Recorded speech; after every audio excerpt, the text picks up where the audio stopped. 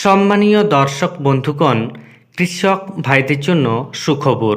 পশ্চিমবঙ্গ সরকারের তরফ থেকে কৃষকদের প্রতি মাসে ১,০০০ টাকা করে ১২ মাসে মোট ১২,০০০ টাকা ভাতা দেওয়া হবে।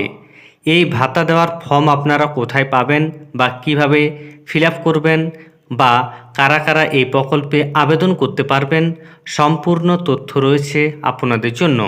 তাই ভিডিওটি স্কিপ না করে দেখুন এবং চ্যানেলে নতুন হয়ে থাকলে ছোট্ট চ্যানেলটি সাবস্ক্রাইব করে নোটিফিকেশন অল করে রাখতে ভুলবেন না। এবং যেসব ব্যক্তি ইতিমধ্যেই সাবস্ক্রাইব করে রেখেছেন তাদের জানাই অসংখ্য ধন্যবাদ।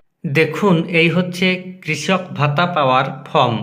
এই ফর্মটি আপনারা নিজেদের ব্লগ থেকে সংগ্রহ করতে পারেন বা এই ভিডিও ডেসক্রিপশনে লিংক দেওয়া থাকবে, সেখান থেকেও আপনারা এটি ডাউনলোড করে নিতে পারেন।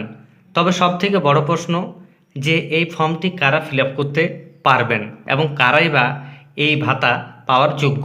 চলুন সেই সম্পর্কে বিস্তারিত আপনাদের দেখিয়ে দিই। কৃষক বার্ধক্য ভাতায় আবেদনের শর্ত বলা হচ্ছে, কৃষক বার্ধক্য ভাতায় পুরুষ মহিলা উভয়েই আবেদন করতে পারবেন। তবে কিছু শর্ত রয়েছে এখানে। প্রথমত, আবেদনকারীর ন্যূনতম বা কমপক্ষে বয়স থাকতে হবে 60 বছর। বয়স হিসাব করা হবে যেদিন ফর্ম জমা দেবেন সেই দিনের তারিখ অনুযায়ী। দ্বিতীয়ত, যারা অন্যভাবে সক্ষম তাদের 55 বছর লাগবে, অর্থাৎ প্রতিবন্ধীরা 55 বছর বয়স থেকে আবেদন করতে পারবেন।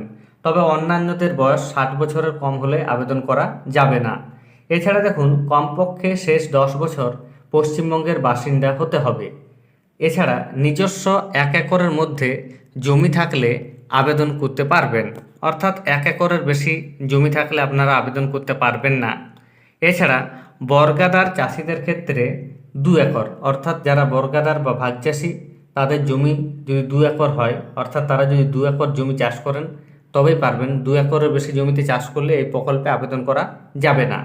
এর পাশাপাশি জীবন ধারণের জন্য কোনো রকম সংস্থান নেই কিংবা কেউ দেখভাল করেন না, তাহলে সেই ব্যক্তি আবেদন করতে পারবেন।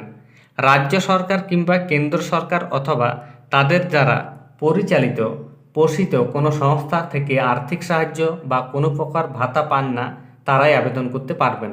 তাহলে বুঝতে পারছেন, যারা কৃষক বন্ধু প্রকল্পে টাকা পাচ্ছেন বা অন্যান্য ভাতার টাকা পাচ্ছেন তারা এই প্রকল্পে আবেদন করতে পারবেন না।